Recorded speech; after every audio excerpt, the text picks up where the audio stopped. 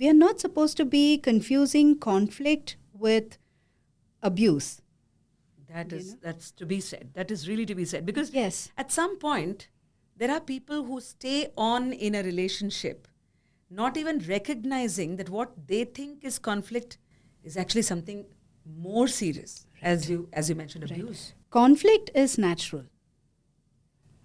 Abuse is not. Right? Imperfections in a human being are to be forgiven. That's wisdom. That's being wise. That's arriving at maturity. But then, behavior patterns are to be treated, are to be broken.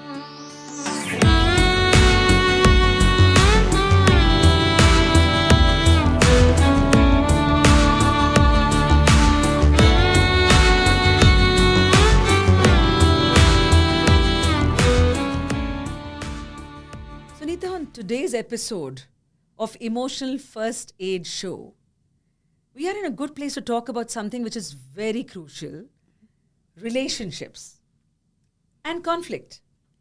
No matter how good a partnership, things fall apart, whether in the bedroom or the boardroom. Now, conflicts, therefore, seem unavoidable. How do you resolve a conflict or even avoid a conflict? Vasanthi, we are brought up in a culture that has ingrained into us that conflicts are essentially bad. This whole need of wanting to avoid conflict in the most crucial experiences of life, whether it's in the bedroom, whether it's in the boardroom, between team members, or even your intimate partners, this need to avoid conflicts, as something that is bad, is culturally ingrained into us. But look at nature. Right? A seed goes through a conflict with the soil to come out and show its full potential as a plant. The clouds get into conflict and pours down as rain. The child in the womb goes through a conflict with mother and then stems out into a new venture called life. If you look at nature, you know how conflict is ingrained. To put it in other words, conflict is also the birthplace of growth. It's also the birthplace of evolution. It's a birthplace of breakthroughs. When we have disagreements, let us say this particular room has to be arranged in a particular way. There are disagreements that's bound to happen. But then it is that disagreement that would give us the best result, the best outcome that can help progression, right? So if the son or the daughter of the caveman didn't have conflict with their father or the ancestors, then we wouldn't have what is called a civilization today. We wouldn't be where we are. We wouldn't be where we are. So what we need to understand is that, conflicts happen when something that's very important for me is threatened by another person who's also important for me. So now it is idea versus my life's most important part, right? So let us say I'm fighting for the idea of loyalty in relationship and I'm questioning the other person. This is the importance I give for loyalty in this equation. Where do you stand? It could be at workplace. This is the commitment and commitment is important for me. Go out there into the ring, fight it out. We've come from an agricultural civilization where we're very comfortable screaming, saying, "Hey, Ramanna, Ellidia," right? So we don't have to cut that short because we are, in this entire belief system that believes that, conflicts are bad. Or if I'm going to bring up conflict, I'm a bad person. So if conflicts, or if we stop treating conflicts as villains, then we look at it as a very integral part of the relationship itself. Yes. Yeah. Now, if we had to draw this into conflict between couples, or at least couples who think they are in conflict, this would change the entire dynamics of it. Yes. Because you see, earlier, you need to, if you look at couples who have survived 10 years or 20 years, and if you sit and speak with them, initially their language would be very different from the language that they have after having spent 10 or 20 years together. Your conflict would have started like, "You're not giving enough time for me." And today they would be speaking about, probably this is not how you should have spoken to your son or daughter. Probably if it was me, I would have dealt it in a very different way. The conflict matures with the relationship. And the person who's viewing it Yes. has the advantage of maturity, age, and experience. Yes, that's the fruit, right? That's a fruit of conflict. There is a conflict that you mention in close relationships, in relationships that inherently foster love, where there is a need to, or at least an attempt to make up. And then there is an industry that I come from, Yes. where conflict is the necessary ingredient for it to survive. Yes, you should tell me about your experience, in the newsroom. What is it like? Conflict, I mean, do Sunita, you is- walk in thinking, okay, we're going to have conflict now, and Yeah, come on, what's let's, your let's come up with experience like? I have been part of conversations in newsrooms, or at least overheard friends in the media, colleagues speaking, saying that, "Yaar, kuch to masala ho," and that masala is conflict. It can't be that today, Sunita, you and I are, let's say, media people, have a public program and not have a conflict.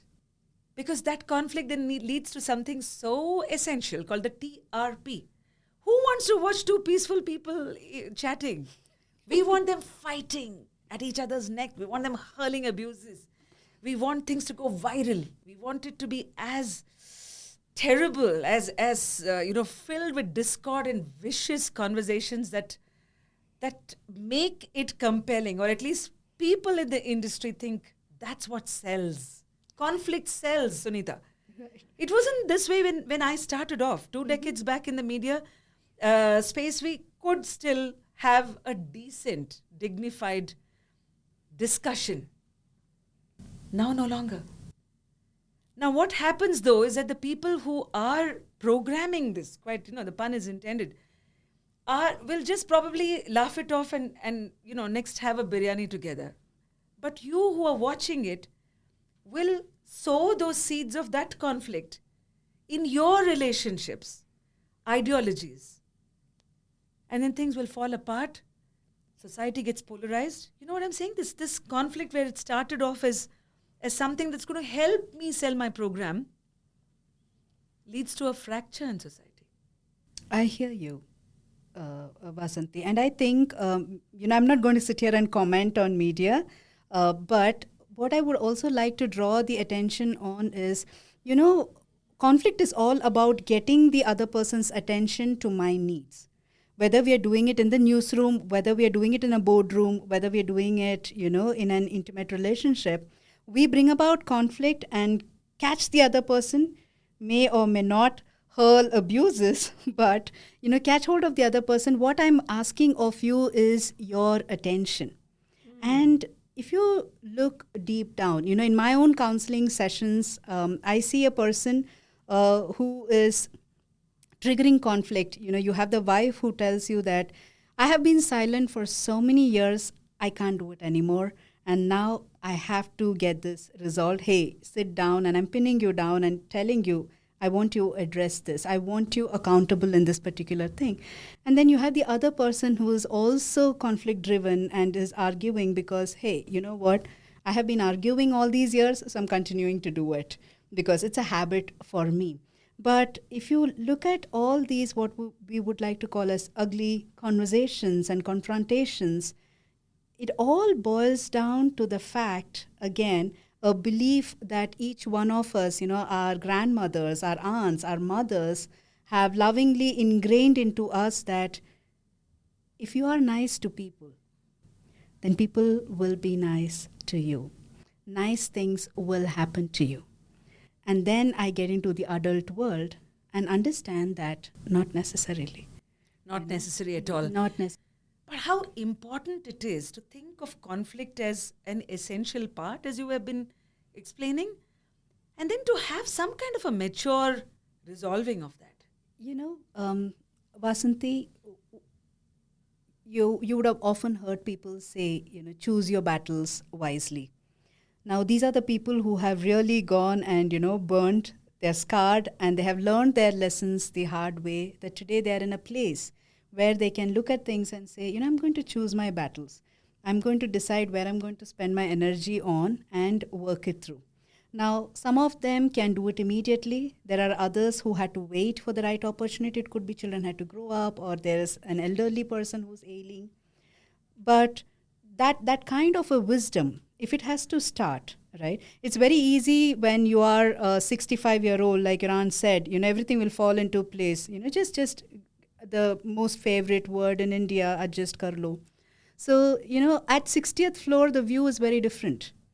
And having seen life for such a long time, and then now that I can see the sunset much more clearly, right? I'm closer to the beauty of life than the traffic that's in the 5th floor. So, to have that understanding that at 35th floor, I would never understand what the view is of a 60-year-old. I can listen, I can anticipate, okay, maybe when I'm 60, I will be able to say the same words that the other person is saying. It'll all make sense. But today, if it feels like manipulation to me, right? The question that I need to ask myself is, hey, will I stand up for this idea? Whatever it is about, it could be about, the everyday lifestyle things that happen in families. Can I just pause and ask myself, will I stand up for this idea, this value, even if I have nothing to gain from it? See, when it comes to choosing a battle, which means to say that there were a few battles and then you made a choice. I'm going to bring up the battle that was not chosen. Because I choose to stay silent about that battle doesn't mean to say that my mind has gone calm. It is still in conflict internally. Right. You are, let's say, my husband, or you're my business colleague, partner. I may have chosen to bring this up while letting all the others simmer. Right. But the others which have not come up to this point, right? Now, they will at some point of time, they're going to burst and create that or add to the conflict. Which is why, is it important somewhere to, rather than be the non-speaking partner or the one who's not bringing it up at that point of time, just for the sake of, it's going to create such unpleasantness. Is it necessary to set boundaries within that relationship, whatever it may be? Absolutely.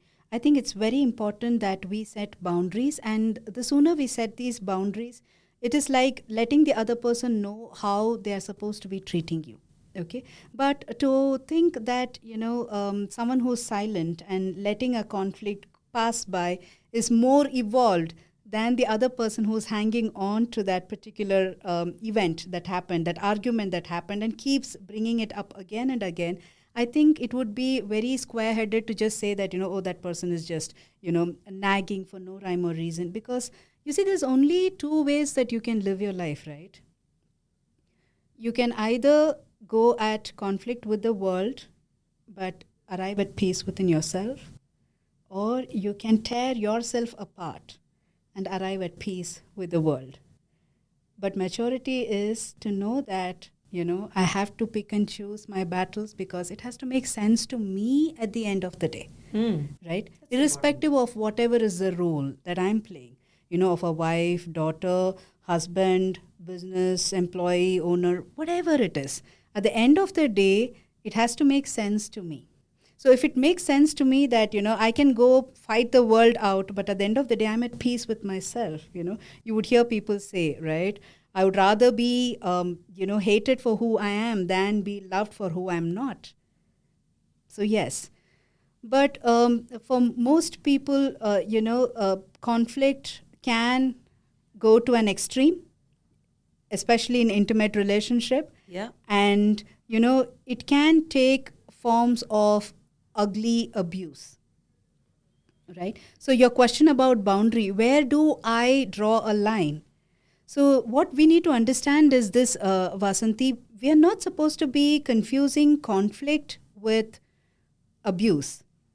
That's to be said. That is really to be said. Because yes, at some point, there are people who stay on in a relationship, not even recognizing that what they think is conflict is actually something more serious, right. as you mentioned, abuse. Right. Conflict is natural. Abuse is not. Right? Imperfections in a human being are to be forgiven.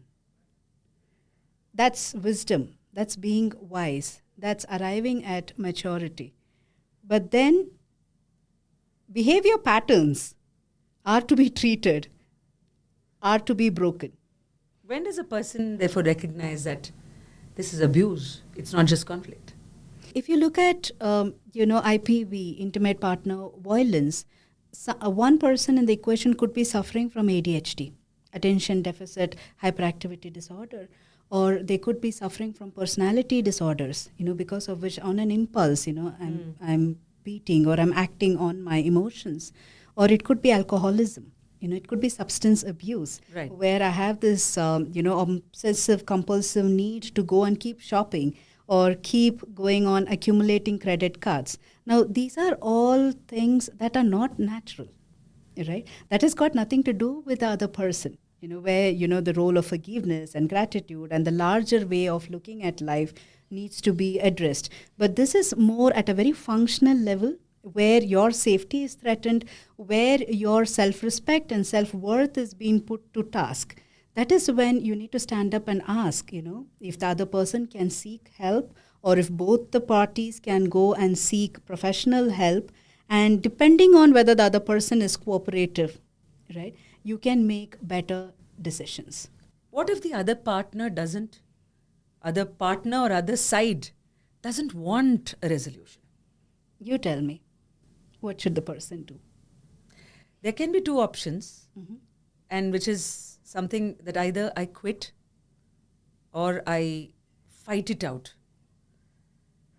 But then again, there is the yardstick of what you were saying, right? Saying, how do I even decide it, and at what point of time do I recognize that, okay, these are things that are happening to me, that my opinion doesn't count.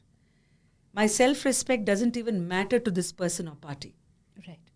See, one of the ways you can approach it is, one, you need to fix a discussion time for this, because this is your life decision.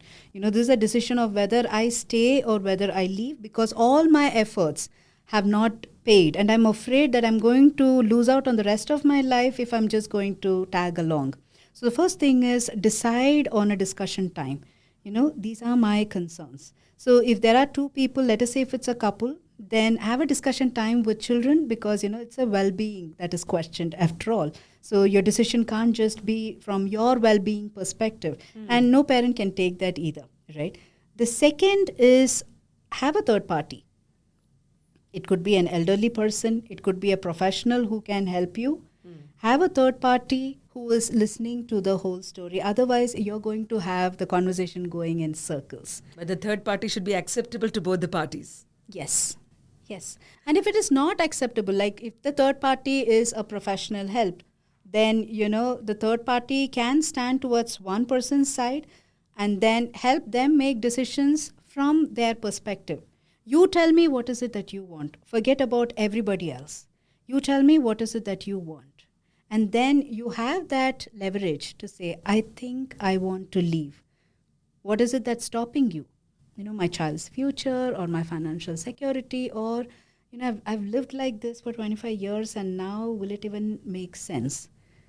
Then probe deeper. Will it make sense if you stay? Or will it make sense if you both are apart? Yes. And that, of course, can apply to even boardroom situations and the adjudicators or, agencies. Yes. Agencies that step in. Yes. No matter what, I think takeaways from the conversation this far that you and I have had is that the conflict, first of all, is not bad. Factor it into your relationships and then you're much better off than seeing it as a sort of a red flag. Yes, because if you're going to use conflict as a parameter to measure if your relationships are healthy, then there are studies in Princeton University and other places where they say that conflict is a very important measure for discovering the health of the relationships, and conflict have been essential in healthy relationships. So if you're not having conflicts, if you're not fighting it out and both of them are giving silent treatment, then it's a matter of concern. Right? Then just to go back to the points you brought up, then there is no growth. There's probably no breakthrough happening, right? Yes. One of the things that I did, Sunita, was to have a little poll amongst people in my social media community and otherwise, saying what are the questions that people have generally, or challenges that people are facing. So maybe we can, within our given time, attempt some short answers. Short answers. Okay. Yes. I like this approach. Everybody wants short answers and Yeah, and the therapist in you, therefore, has to become cutting it down from quizzer. 150 words to 36 words. Try. And, free yourself of any conflict at this point of time. And No, there's growth. For sure. Some fight and some flee. Pointers for the escapist or the argumentative. Is it better to fight or flee? Do what makes sense to you. Would you fight or flee because you have an idea, right? If you have this idea that, I don't want to be in a place of negativity and I feel like I'm cornered and I don't have the energy to go and fight. And that's why I want to walk away. If that makes sense to you, and if that's more important to you than the relationship, then you exactly know what you want to do. And if you are the person who is argumentative, who has more this approach like justice has to prevail, I need to know why this was not done when I had asked that, very clearly asked you to do this. I think, you need to first understand what is it that you want. Will you hold on to this idea even if you have nothing to gain out of this? There are some relationships, and this is the second one which I'm bringing up, where, there is an inherent hierarchy. Let's say in a team, you have the project lead and you're someone who's a newbie. And she wants to be heard without raising her voice. She wants to get her point across because she feels this is important. How does she do that? You cannot do that without conflict. If there is something that is bothering you inside, probably right now you might not see the ripple effect. But then just because you go out there and say, hey, this can be done like this, why are we continuing to do this like this? Then everybody probably might be like, yeah, we never thought of it. Let us do this. So to answer this person's query, like you can put your point across without making it seem like a huge argument. So it is also the framing of that conflict or where I see the conflict, isn't it? Like, it might cost you your job. Come to think of it. Because there are certain, and especially in Indian context, I have seen in very rigid structures, it could be government offices, there is such a power imbalance, Sunita, as you and I know. Yes. That I want to put this across because I think it's in the overall benefit of the organization or the team. But you are so, powerful in your position that you may think of this as some sort of a dissent and demote you, or even you may find yourself out of the team. So to just bring it back, probably the phrasing of the solution to the conflict also is an important thing. Vasanthi, I think truth need not be phrased. You search for your voice is when you know that, what I'm going to say is not going to be appreciated by everyone. And I cannot sleep without having to go and say this, break this news. And if you're worried about, okay, I'm going to stake my job in this and probably, my future promotions and all those things, I think you need to sit down and ask yourself, am I okay to work like this? Am I okay to just, go there and be part of the whole conversation saying, oh yeah, things never change and this is how it is. If you're okay, then so be it. Yeah. See, at the end of the day, you are your own judge. You decide the volume of your voice. So I don't think so we need a new phrase for truth. You can go and say the truth in the language that you know, exactly like the way you're feeling it. It's a good point to wrap this conversation by asking you, therefore, as our segment Headstrong, that we leave people with an actual tool. Yes. Right? So what is that tool which will actually help people to turn conflict into something that transforms, into a tool of transformation? Beautiful. So, Vasanthi, at the end of the day, what each one of us need to understand is this. All conflicts can boil down to the conflict of two different philosophies for life. There's one school of thought that says, if you're happy, I'm happy. The Asian countries, we subscribe to the collectivism philosophy. And then you have the other school of thought that says, if I'm only not happy, how will I keep you happy? And the individualism philosophy folks, they go by this school of thought. And the tricky part is when we try to figure out, which school of thought is better than the other. That is when we fundamentally become fanatics, who have this extreme views, and not just extreme views, but where I fundamentally believe that, my school of thought is the best school of thought, right?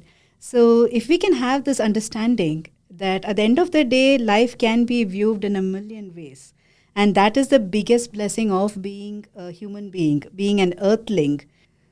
So decide who you are, which approach seems natural to you, and then focus more on that, because that is where you will find your most authentic self, because that is the purpose of every conflict that life throws at you.